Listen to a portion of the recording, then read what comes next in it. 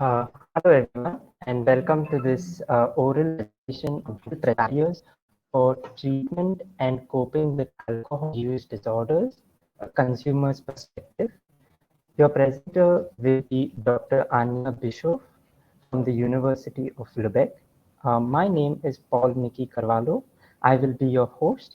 And now I hand it over to Doctor. But before that, I would just like to point out that if anyone has any questions, we will be taking it in the last 5 minutes of this presentation. And please use the chat function that can be found on the right, top right corner of your screen.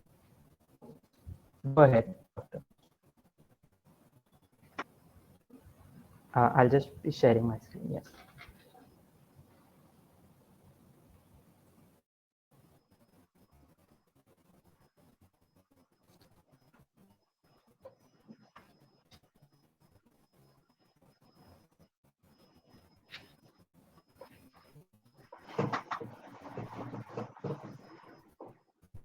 I can't see anything, Paul. And I can't hear you, actually.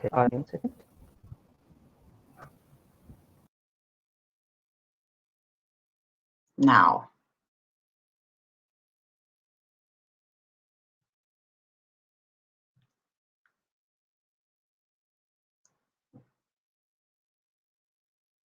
Yeah, thank you. Yeah, thank you for the opportunity to talk about my work, and thank you, Paul, for your technical support, because we had some technical issues and I couldn't share my screen, so Paul will do it for me. And I want to present a study or the results of a studies on barriers for treatment, and we use the qualitative study design. Next slide, please.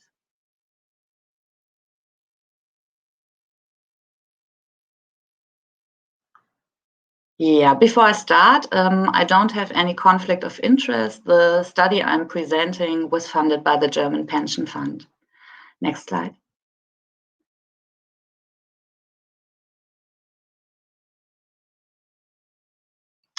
We know that treatment for addictive disorders is helping people to recover from addictive disorders. But at the same time, the treatment utilization of specialized care in addictive disorders is rather low compared to other psychiatric disorders. And that's the reason why we have to know much more about barriers to treatment to actually get people into treatment. Next slide, please. There have been several studies before on barriers, and what they found were especially structural factors, so financial obstacles or limited accessibilities. They found barriers based on attitude. So if someone perceives that treatment isn't necessary for him or her, or that he or she wants to solve the problem alone, he or she will not go into treatment. And of course, we have the big barrier of stigmatization, in particular in females with alcohol use disorders. Next slide, please. But actually, we know not a lot about reasons for not seeking help. And this is partly due to the fact that a lot of questionnaires were developed without affected persons. And if I fill out a questionnaire with reasons for not seeking help, it requires that I have considered treatment seeking before, or that I have thought about my problematic alcohol consumption. And if this is not the case, the questionnaire will only assess reflective knowledge and not the reasons for not seeking help. And of course, we have a loss of information caused by reduced assessments and standardization. Next slide, please. And we wanted to tackle this problem with our ART-COPE study. The aim of this study was to identify processes of coping with alcohol use disorders and identify barriers for treatment. We did this at the University of Lubeck, and we chose a qualitative study design due to the fact that the questionnaires really don't sufficiently assess barriers. Next slide, please.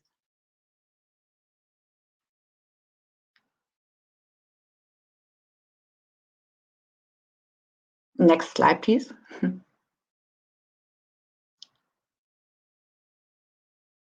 Doesn't work.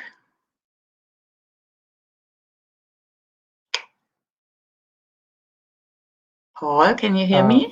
Doctor, I did change it. Yeah, 1 minute. There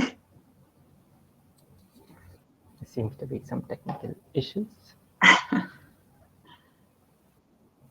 I'm really looking forward to the next personal meeting of the Inebria. Right. Doctor, I think it's better if you try sharing your screen, even if it's in Okay. a short. Yeah.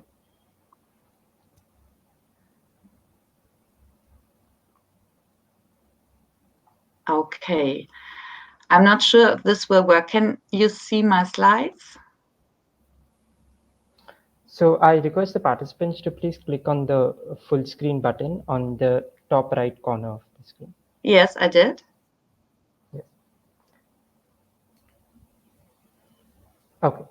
Doctor, you can go ahead. Okay. So you can see it.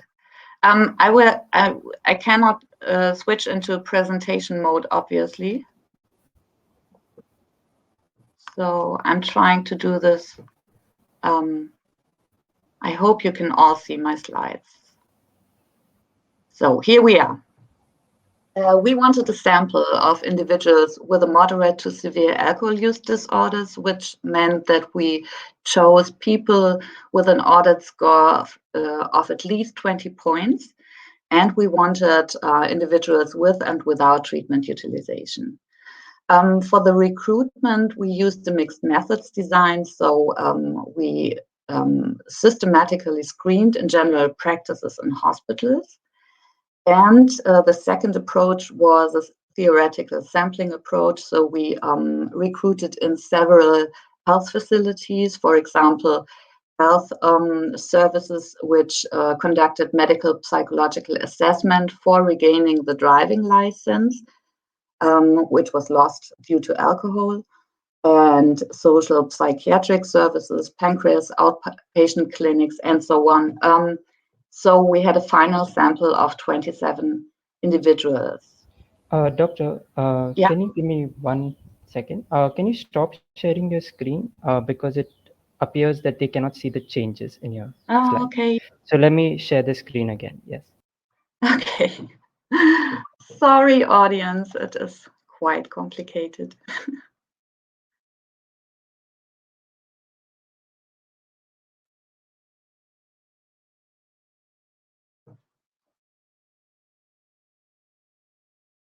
Okay. Next slide. Yeah, here we are. As you can see, 2/3 of our sample was male, and on average, the sample had 8 DSM-5 criteria for alcohol use disorders, and 85% had a severe disorders. We recruited 8 people with treatment utilization, although the results I'm presenting you are based on the people without treatment. Next slide, please. After telephone screening, we conducted face-to-face narrative interviews, which we then transcribed verbatim. The interviews were coded by at least 2 persons, and afterwards the cases were compared systematically. Next slide, please. We found 2 groups of barriers. The first one was the barrier of problem recognition, and the second were barriers in case of problem perception. Next slide, please. The main barrier of problem recognition was something we called a normalization in the social milieu. Social milieu means here the family of origin, drinking colleagues, sport groups, and especially the current peer group. And what happened here was that the individuals compared themselves with others in their social surrounding and evaluated their own drinking pattern as normal in relation to the drinking pattern in the social environment. So if it was normal how much they drank. They didn't think about drinking or think about seeking help. And this was especially the case at an early stage of the problematic use. Next slide, please. I have a quote here. So it was common practice to drink while on duty. So we walked around with coffee mugs. Everyone thought we were drinking coffee and there was beer inside. Or a colleague who always had his schnapps bottle with him. You can imagine what the staff meeting was like. It wasn't a staff meeting, it was just cheers. And there were also days when they shouldn't have controlled us. Cheers until 4 in the afternoon and back on the truck and home at 6 o'clock. Next slide, please.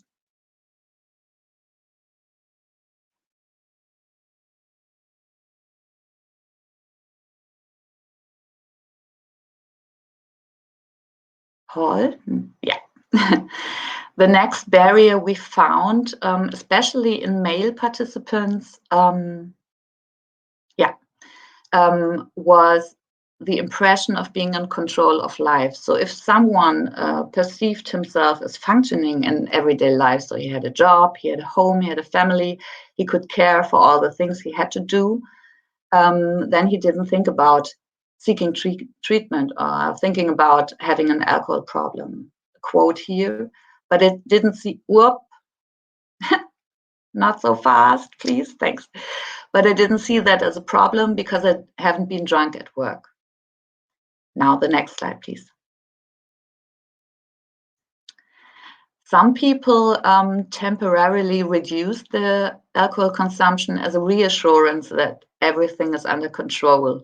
So if this was also related to milieu variables again, so if I am able to reduce my alcohol consumption and I am able to drink less than my social environment, the consumption is considered as harmless and the reduction is considered as a success.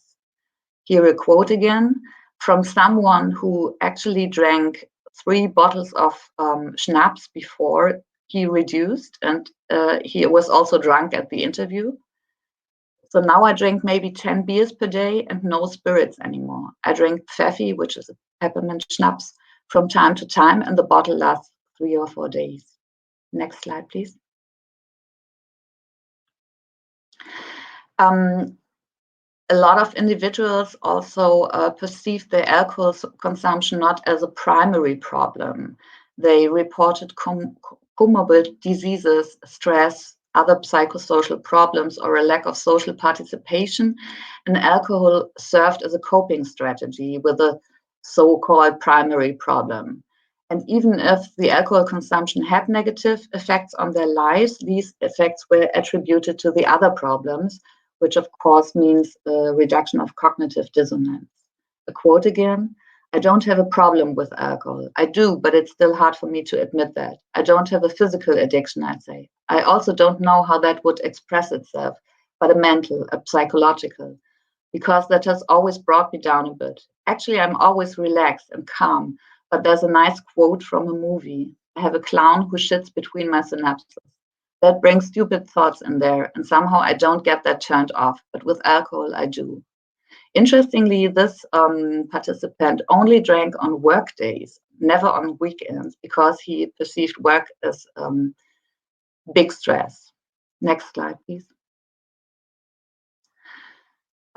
In case of problem perception, the main barrier was shame and the fear of stigmatization. This was most pronounced among women in our sample. And to admit to have an alcohol problem and to need help seemed like a threat to the self-esteem. So the women pretend normality or pretended normality and drank in secrecy. And it was also important to distance oneself from kind of cliche alcohol addict, which of course leads to further stigmatization and self-stigmatization. Next slide, please. A quote again from a female. I have noticed how people talk about drinkers, alcoholics, and then I had such fears. As I said, that it will be revealed and that they then talk about me and gossip and that I'm a bad person. So that was already worth a lot to me, what others think about me. So in my opinion, it would have been revealed and I didn't want that. Next slide, please. In male participants, it was not so much shame, but the need for autonomy, which means the need for control and self-determination, which was caused by negative experiences with paternalistic conversations in healthcare or with family or friends. Again, a quote, "Yes, it just goes in there and out there." He was pointing to his ears. "But I mean, I know there's something to what he's saying." He refers to his doctor. "Sure, but I always hear the same thing. And at some point, you can't hear it anymore. What do you drink? How much do you drink? Do you smoke? How much do you smoke?" Next slide, please. We also found structural barriers. What we realized is that most of the participants really didn't know much about the treatment system in Germany.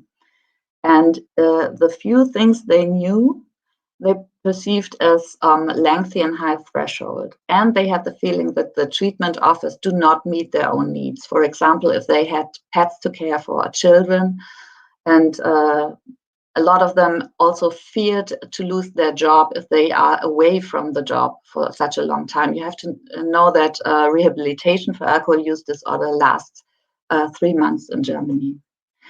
And of course, we had also barriers inherent to the disorder. If someone had a chronic alcohol use disorders, he reported psychological instability, self-abandonment, and resignation. And that is also related to structural barriers then. So they didn't feel able to fill out applications or forms, and they didn't know how to get to the services. Next slide, please. In summary, we can say from our study that there are rarely conscious reasons for not seeking help, and alcohol consumption in most cases serves as a self-medication. To think about alcohol consumption and seeking treatment, the most relevant topic we found was the norm orientation. This refers to these milieu variables, and to the fact that if someone does not perceive any deviation from the norm in functional terms, he will not think about treatment. And we have, of course, a lot of societal stigmatization replicated in the individuals we were talking, which also leads to self-stigmatization and, in the end, no treatment. Next slide, please. It's the last one. Of course, this was a qualitative study, so this is not these are not representative data I'm presenting. But I guess you can get some conclusions from it. We need strategies for a change in social norms for alcohol consumption so that it's not normal to drink so much. We need destigmatization campaigns so that you don't have the impression you really have to hit bottom to get help or to have to be able to get help, but to make people see that alcohol use disorders are a continuum of severity and that you can get help at any point on this continuum. It would be helpful to contextualize alcohol use in primary care with general physical and psychological well-being to tackle stigmatization and the problem with the fear of loss of autonomy and self-esteem. But this will also need a higher awareness among physicians and the inclusion of shared decision-making approaches. We need better networking of addiction-specific with other somatic and psychosocial support services. We need better and more transparent information about different help offers. And for a better accessibility, we need a strengthening of digital care and, of course, help offers that are sensitive to gender. This was my last slide. You can click on. Thank you for your attention. And sorry for the technical problems. So yes, thank you, Doctor. We will be taking questions now. Please feel free to put your questions in the chat box that is on the right-hand side of your screen. And doctor, I will just be hiding myself so that you are the only person on the screen. You can always call me if you need any help. Okay, just okay, I'm not sure if there's anything.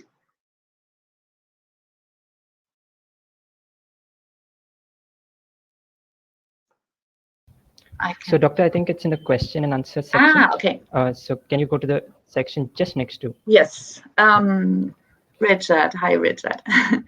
The norm issues and the self-stigmatization are important. The issue is what to do about them. I guess it's kind of, as I said on the last slide, we have to do something about the normalization of alcohol consumption. So we talked with people who were in sport groups and all the peer group, they were drinking so much. And I think it's kind of a prevention strategy of society to just I'm losing words here. That it's not normal to drink that much, and that it's not normal to be to have a hangover on the next day, or to call at work and not being able to come. But for these people, it was normal. They would the parents were drinking a lot. The friends were drinking a lot. The colleagues were drinking a lot, and I think this is something from a societal perspective that we have to tackle. Yeah. I missed the section on sampling. Could you explain again how you recruited these people? Yeah. We, in the context of another study, the AUD study, we recruited participants for brief interventions for at-risk consumption, and in hospitals and general practices, and there were people with an audit score over 20. And we thought, okay, what do we do with them? Because they cannot take part in the other study, but it's also kind of an ethical question. And then Gallus Bischoff, my husband, had the idea to make a qualitative study to tackle the problem of barriers of treatment, because these were all people you don't see in treatment. So we wanted to find out why.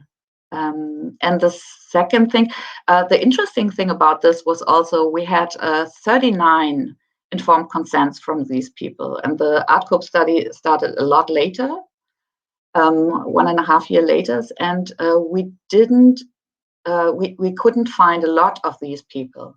I think 4 had passed away in the 1.5 years before.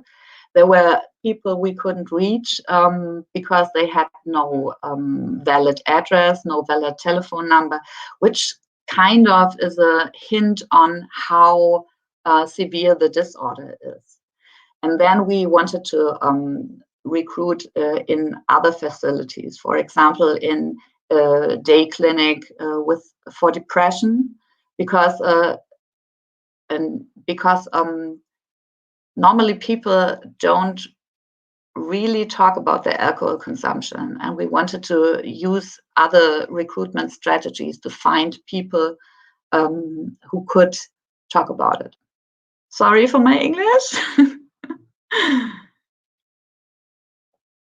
So, doctor, that seems to be all the questions that we have. We will wait for another minute. And if we do not get any more questions, then we will wrap up the session.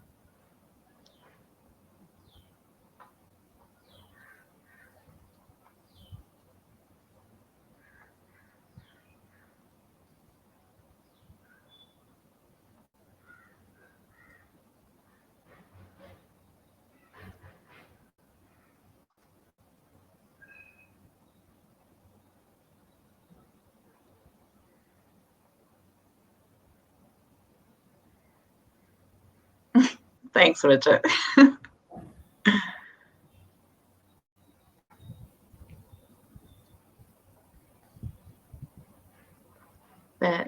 another. What do we know from other studies concerning barriers for this group? For which group? We had a lot of different people. One person was very interesting because he was a gay and he was in a community where drinking was very normal to get in contact with other people. We had from the state clinic people with depression who never talked about their alcohol consumption before, even not in therapy. We had people from this medical psychological assessment who lost their driving license due to alcohol. And we didn't count that as treatment seeking because you have to go there. It's a kind of a group therapy where you have psychoeducational approaches, how they learn how alcohol is damaging their body and how dangerous it is. But you could realize in the interviews that they didn't really care about what the people said there, but they really wanted to have that driving license back. So we didn't count that as a therapy. So we have different groups, and I think something that we could change would be to invite people from different groups, from different settings, to talk about how questions could be developed in a questionnaire.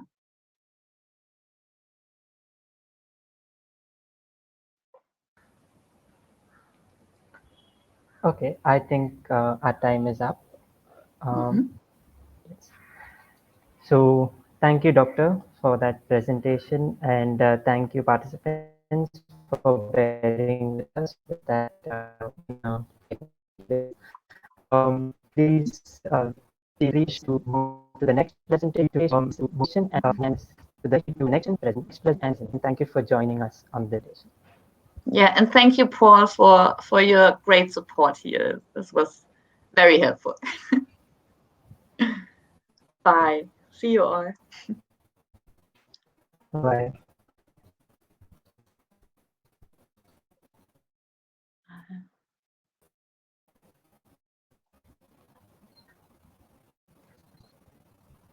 I can't.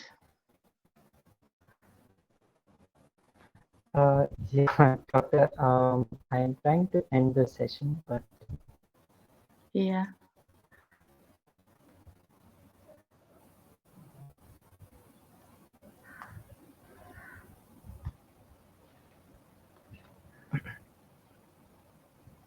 Just give me 2 minutes. Oh.